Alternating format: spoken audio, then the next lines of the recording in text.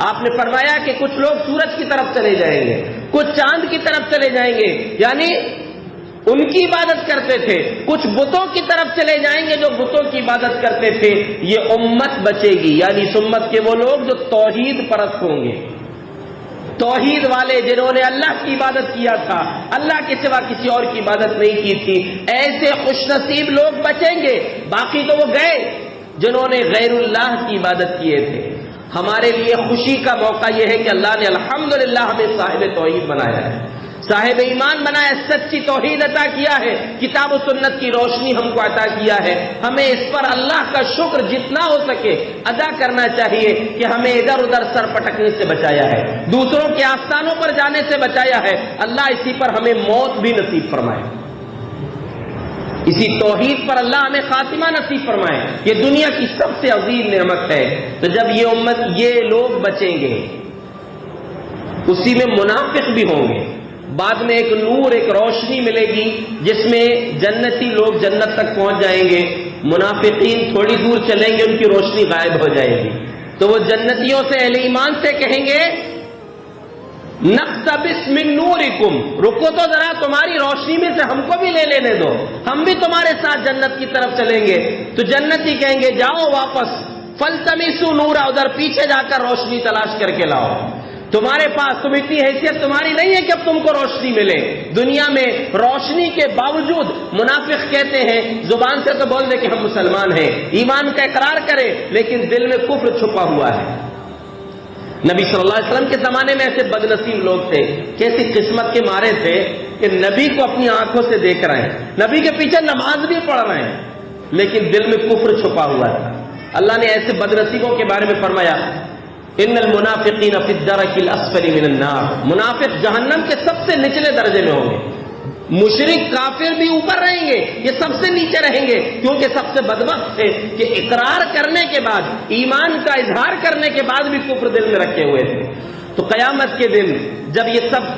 مشرک جنہوں نے جس کی عبادت کیا تھا اس طرف چلے جائیں گے، توحید پرست بچیں گے۔ اب اس میں گنہگار بھی لوگ ہوں گے، توحید تو تھی لیکن گنہگار بھی تھے۔ اب دوسری بات، پہلی چیز ہے اللہ کا دیدار، دوسری چیز یہاں پر یہ یاد رکھیں کہ اللہ کی یہ بہت بڑی نعمت ہے کہ ہم اس وقت بچ جائیں، اللہ اسی پر خاتمہ دے تاکہ ہم اللہ اس جماعت میں موجود رہیں جو توحید پرستوں کی جماعت وہاں پر موجود رہے گی۔ آج جو ہے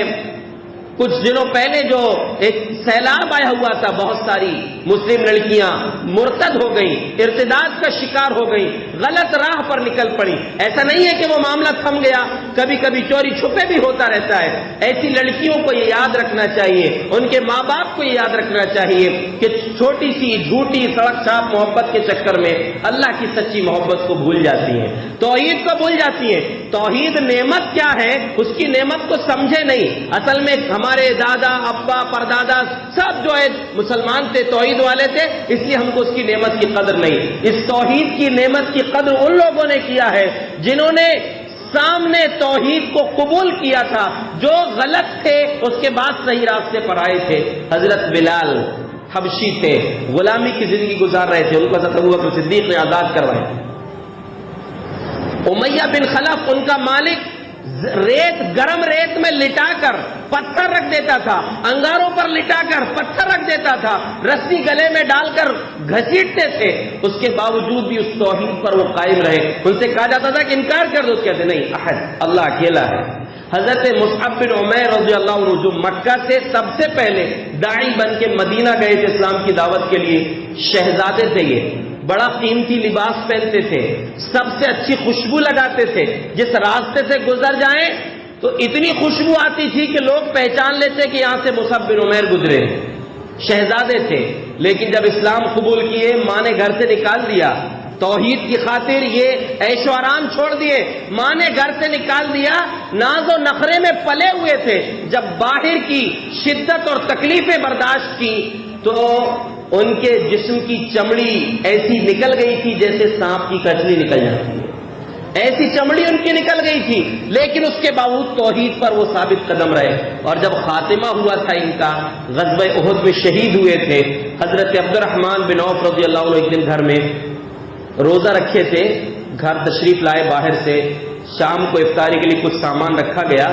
تو دیکھ کر رونے لگے اور کہا قتل مصعب بن عمیر وهو خیر منی، مجھ کو تو یہ نعمتیں ملی ہوئی ہیں، مصعب بن عمیر مجھ سے بہتر تھے اور وہ شہید کر دیے گئے۔ مصعب بن عمیر، ان کی شہادت جب ہوئی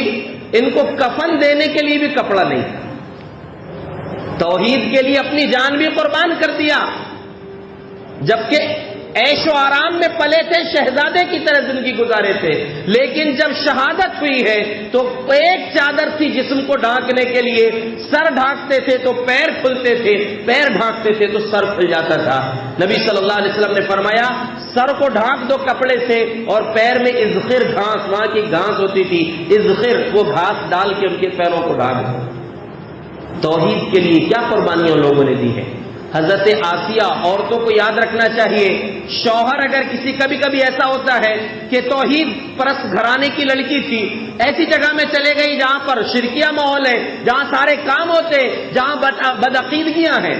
لیکن ایسی لڑکی کو، ایسی خاتون کو یاد رکھنا چاہیے کہ وہ لوگ کتنے ہی مشرک ہوں، کتنے ہی مضبوط ہوں، لیکن فرعون سے زیادہ خطرناک نہیں ہو سکتے۔ فرعون کی بیوی حضرت آسیہ اتنی مضبوط توحید پرست کہ جس فرعون نے اپنی سلطنت کو بچانے کے لیے کتنے بچوں کو قتل کر دیا، اپنی ربوبیت کا کہا کہ انا ربکم الاعلی، میں تمہارا بلند رب ہوں، اس کا اعلان کیا، اور اسی کی بیوی جو ہے توحید پرست ہو گئی، اللہ کو ماننے والی۔ جب فرعون نے ان کی توحید کو چھین نہیں سکا تو فرعون نے خود اپنی بیوی کو، وقت کا بادشاہ اپنی بیوی کو سزا دے رہا ہے، اور سزا کیسے دے رہا ہے؟ جلاد کو مسلط کر دیا حضرت آسیہ کے اوپر کہ کوڑے مارو، اور کوڑے مارو ایسا نہیں کہ چھوڑ دو، بلکہ نبی صلی اللہ علیہ وسلم نے فرمایا ان فرعون اوتد علی امرأته 4 اوتاد، فرعون نے اپنی بیوی کو 4 کھیلے ٹھوک کے مضبوطی سے 4 کھیلے گاڑ دیا تھا، دونوں ہاتھوں میں اور دونوں پیروں میں زمین پر لٹا کر ہاتھ پیر میں کھیلے ٹھوک دیے گئے، اور اس کے بعد جلاد کوڑے مار رہے ہیں۔ کتنا خطرناک ظلم ہے توحید کی خاطر، پھر بھی انکار نہیں کر رہی ہیں توحید سے۔ اور نبی صلی اللہ علیہ وسلم نے فرمایا کہ جلاد کوڑے مار کے جب ہٹتے تھے ظلت الملائکہ، اللہ کے فرشتے حضرت آسیہ پر اپنے پروں سے سایہ کر دیتے تھے۔ وہ کوڑے مار رہے ہیں، ادھر فرشتے اللہ کے سایہ کر رہے ہیں، کتنی بڑی نعمت ہے توحید۔ اور اسی وقت میں انہوں نے دعا کی تھی جس دعا کو اللہ نے قرآن کی آیت بنا دیا۔ حضرت آسیہ نے دعا کی رب ابن لی عندک بیتا فی الجنہ، اے میرے رب تیری توحید کی خاطر یہ سب کچھ ہو رہا ہے، تجھ پر ایمان کی خاطر سب کچھ ہو رہا ہے، اے میرے رب مجھے جنت میں گھر چاہیے اور تیرے پڑوس میں چاہیے۔